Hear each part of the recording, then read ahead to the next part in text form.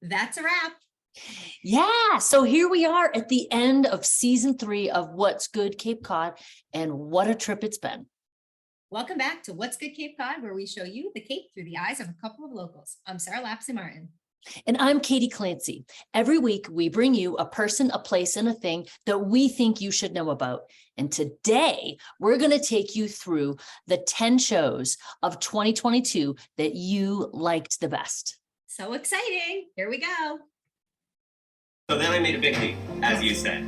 The big leap was a little bit of COVID and mental health deterioration, just as everybody else had over the last few years, and rethinking the type of work that I wanted to be doing for the rest of my life.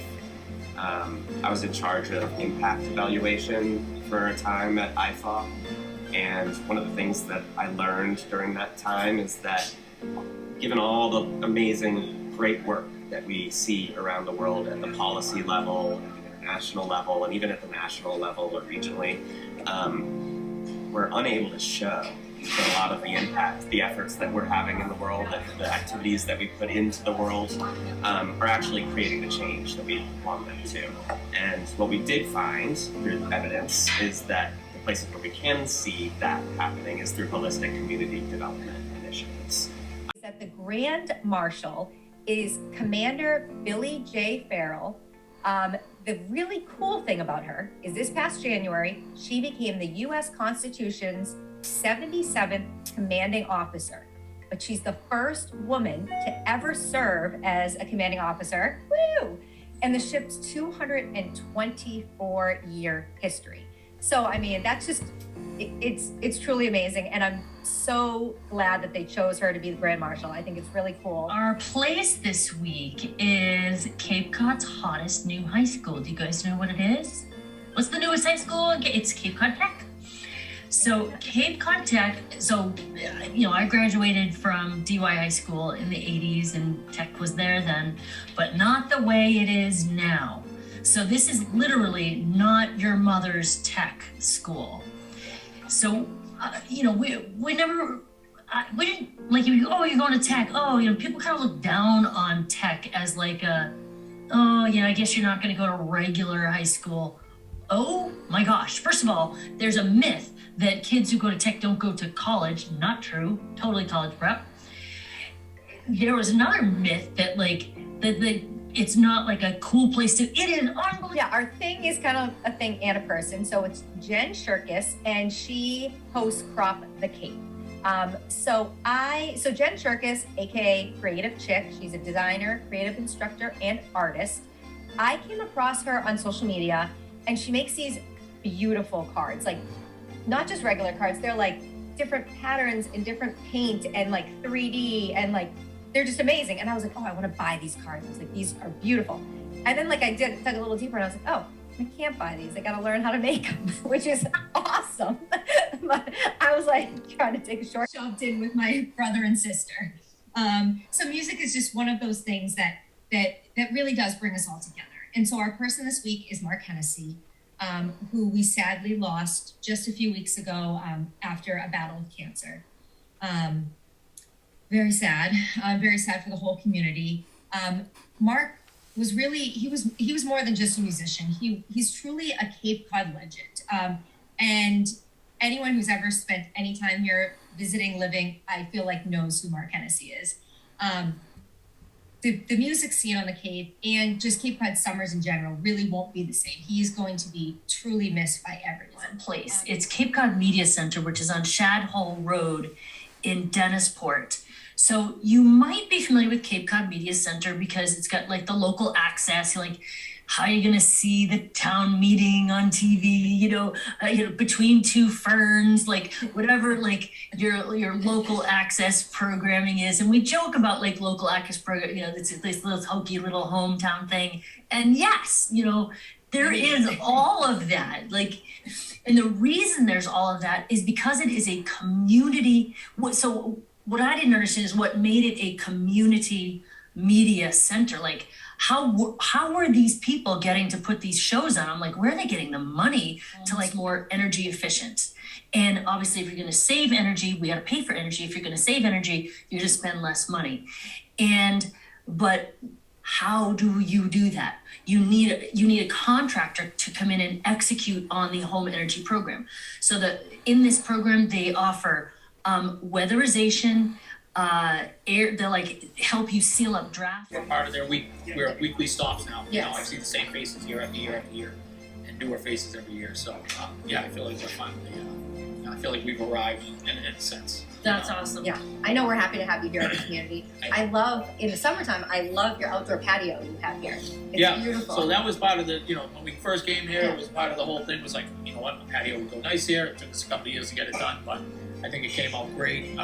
It adds like it added a different curb appeal to the building that people didn't know about. There's a lot of history in this building. People know about this building.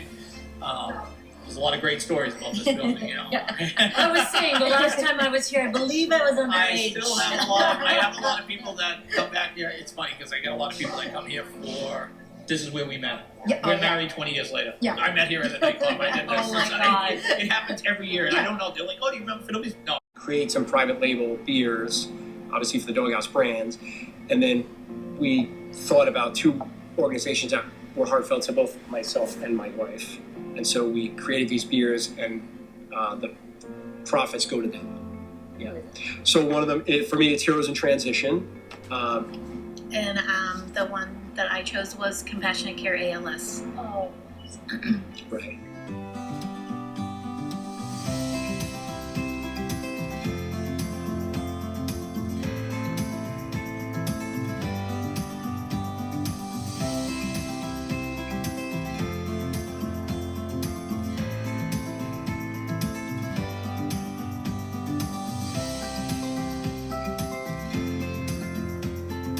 And if someone wants to come and see the lavender in bloom, when's harvest? When's the best time to see it?